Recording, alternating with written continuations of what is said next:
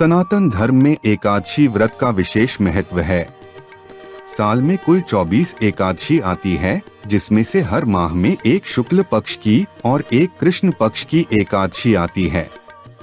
एकादशी व्रत को संपूर्ण श्रद्धा भाव से करने से विष्णु जी की कृपा सदैव बनी रहती है। आप में से कई लोग एकादशी व्रत करते होंगे, लेकिन क्या आप जानते हैं कि उत्पन्न एकादशी के दिन से व्रत का प्रारंभ क्यों करना चाहिए और श्री हरि को क्यों अतिप्रिय है उत्पन्न एकादशी? धार्मिक मान्यताओं के अनुसार एक बार युधिष्ठिर और श्री कृष्ण के बीच संवाद चल रहा था। तब युधिष्ठिर ने श्री कृष्ण से पूछा, हे मधुसूदन, समस्त यज्ञ करने से जो फल प्राप्त होता है वह एक एकादशी के व्रत करने से मिल जाता है। आपने हमें एकादशी व्रत का महत्व तो बताया है, लेकिन मुझे जिज्ञासा है उत्पन्न एकादशी के व्रत के बारे में जानने की। तब श्री कृष्ण ने बताया कि सतयुग में एक मुर नाम का राक्षस था, जिसने तीनों लोकों में हाहाकार मचा रखा था। सभी देवी देवता इससे भयभीत थे। इंद्र समेत सभी देवी और देवता ने भगवान शंकर के पास जाकर अपनी व्यथा सुनाई। भगवान शंकर ने इसके समाधान के लिए जगत के पालनहार श्री हरि के पास जाने की सलाह दी। सभी देवतागण क्षीर सागर में रहने वाले जगत के पालनहार श्री हरि के पास पहुँचे और उनसे इस दुख का निवारण करने के लिए कहा। भगवान विष्णु मुर से युद्ध करने चले गए। भगवान विष्णु ने मुर की पूरी सेना को अपने सर्प रूपी बाणों से मार दिया। अब केवल मुर ही बचा था। भगवान विष्णु और मुर का भीषण युद्ध चला।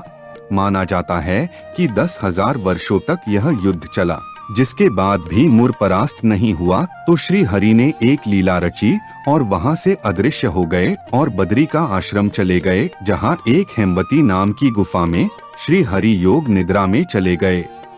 जब यह बात मुर को पता चली तो वह श्री हरि से युद्ध करने वहां चला गया।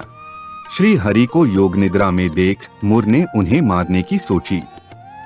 जैसे ही उसने श्री हरि पर प्रहार किया, तभी भगवान विष्णु के शरीर से एक देवी प्रकट हुई और उन्होंने मुर से युद्ध करके उसका वध कर दिया।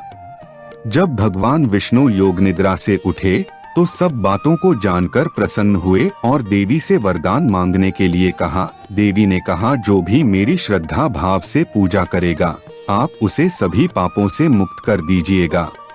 भगवान विष्णु ने कहा, देवी आप एकादशी के दिन उत्पन्न हुई है, अतः आप उत्पन्न एकादशी के नाम से जानी जाएंगी।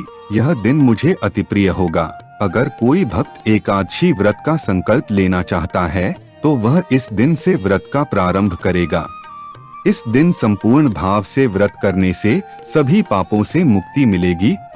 उत्पन्न एकादशी मार्गशीर्ष माह के कृष्ण पक्ष की एकादशी को मनाई जाती है। आप हमारे संतवाणी चैनल को सब्सक्राइब करें, वीडियो को लाइक करें, शेयर करें।